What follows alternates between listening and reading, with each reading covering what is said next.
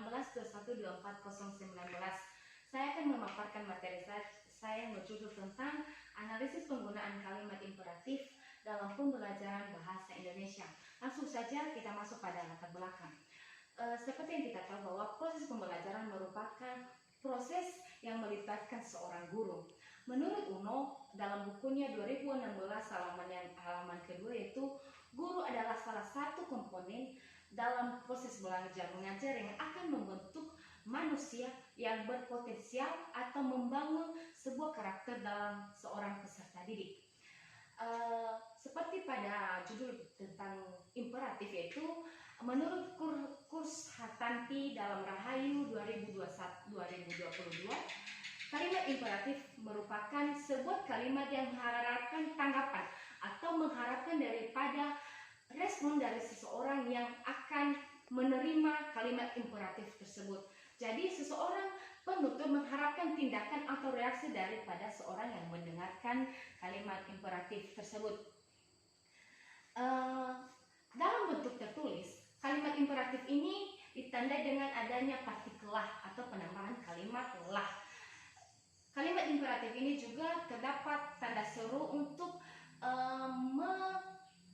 mengekspresikan seorang yang menggunakan kalimat imperatif ini. Kalimat imperatif ini juga ditandai dengan intonasi tinggi. Seperti yang kita tahu bahwa kalimat imperatif ini adalah kalimat perintah, jadi dia akan berintonasi tinggi, tapi itu tergantung daripada konteks atau sasaran daripada kalimat yang digunakan.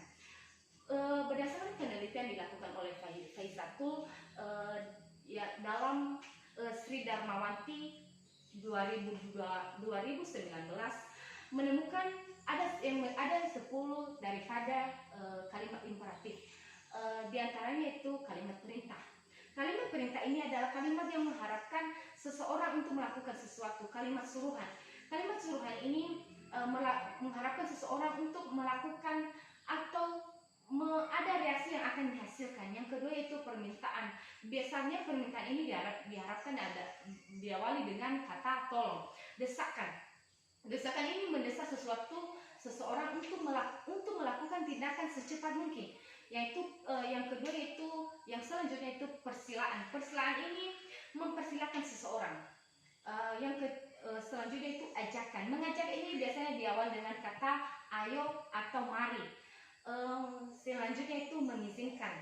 Mengizinkan ini contohnya seorang guru mengatakan izinkanlah dia pulang karena dia sedang sakit. Selanjutnya larangan. Larangan ini diawali dengan kata jangan. Contohnya itu jangan buang sampah sembarangan. Harapan. Harapan ini contohnya itu saya berharap Anda akan mengumpulkan tugas besok. Yang selanjutnya anjuran. Buku ini sangat baik untuk Anda baca.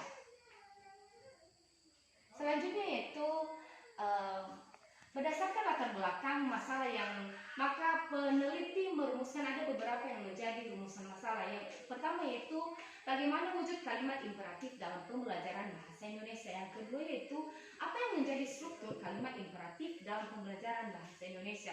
Selanjutnya yaitu yang terakhir yaitu bagaimana isi daripada kalimat imperatif dalam pembelajaran bahasa Indonesia.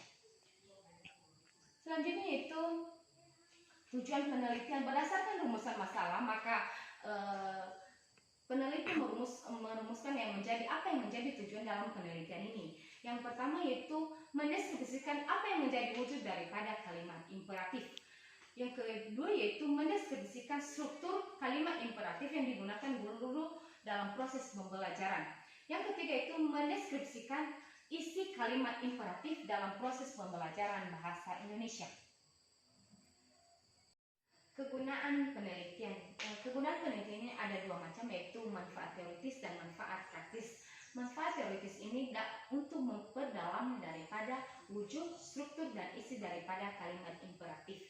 Yang kedua yaitu dapat menambah pengetahuan dan menjadi relevansi guru untuk menggunakan daripada kalimat imperatif.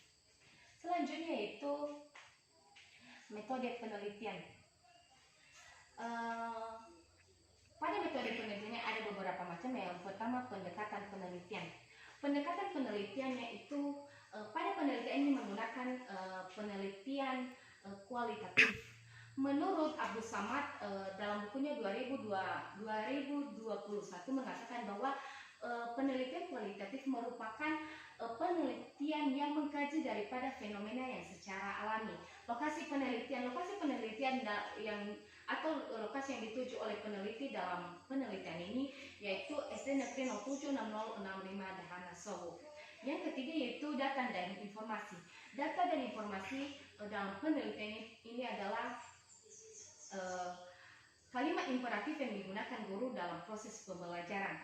Yang selanjutnya itu informasi yang akan dikumpulkan melalui wawancara, pemotretan, observasi, dan teknik rekaman.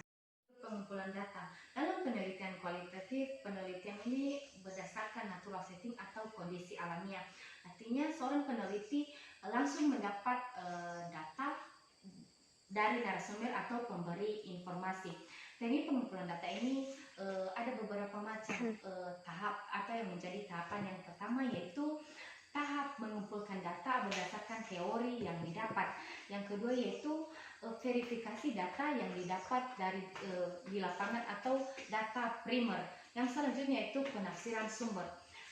Yang terakhir yaitu penyajian berdasarkan sumber yang didapat.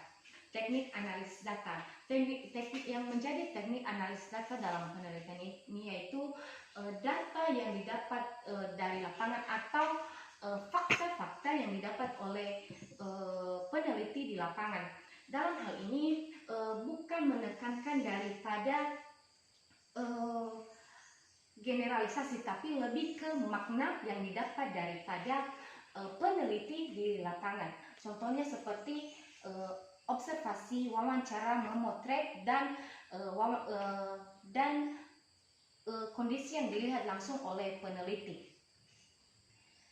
Landasan teori. Kita masuk pada landasan teori.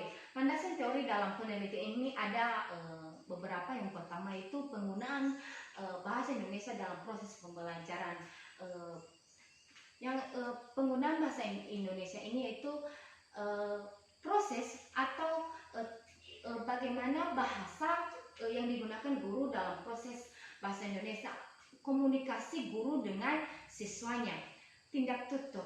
Tindak tutur ada beberapa macam atau jenis tindak tutur.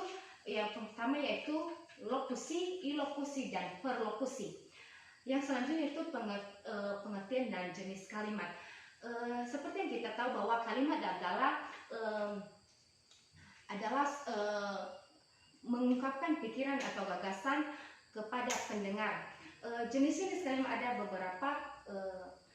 Yang kedua, yang selanjutnya itu kalimat imperatif. Seperti yang kita tahu dari awal bahwa kalimat imperatif adalah kalimat yang mengharapkan seseorang melakukan atau ada reaksi yang dihasilkan oleh seorang penerima daripada kalimat tersebut, atau mengharapkan adanya yang menjadi tindakan, adanya yang menjadi reaksi daripada seorang pendengar dari kalimat yang didengarkannya.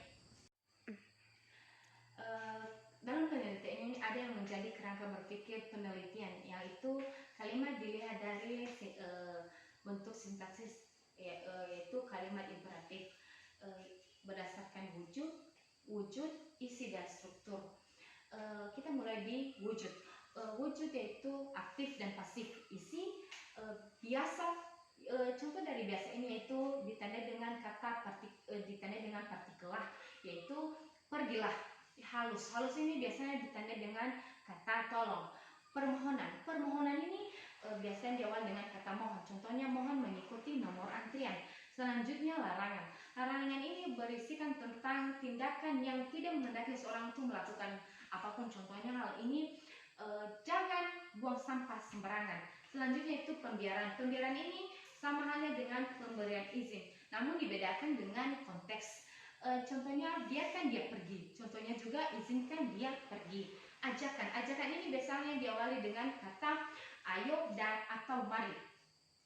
Berdasarkan strukturnya, kalimat imperatif dapat dilihat dari P yaitu predikat. Yang selanjutnya itu PS ini predikat dan subjek. Selanjutnya itu PO ini predikat dan objek. Selanjutnya itu KP adalah keterangan dan predikat. Selanjutnya itu POPL. POPL ini yaitu predikat, objek, dan pelengkap.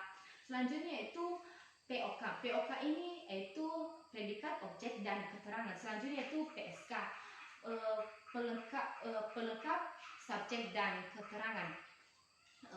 Demikian yang bisa saya paparkan. Jika ada yang menjadi kesalahan atau keterbatasan dalam pemaparan saya mohon maaf. Nama saya Rika Rafida Bola dengan NIM 19212419. Terima kasih.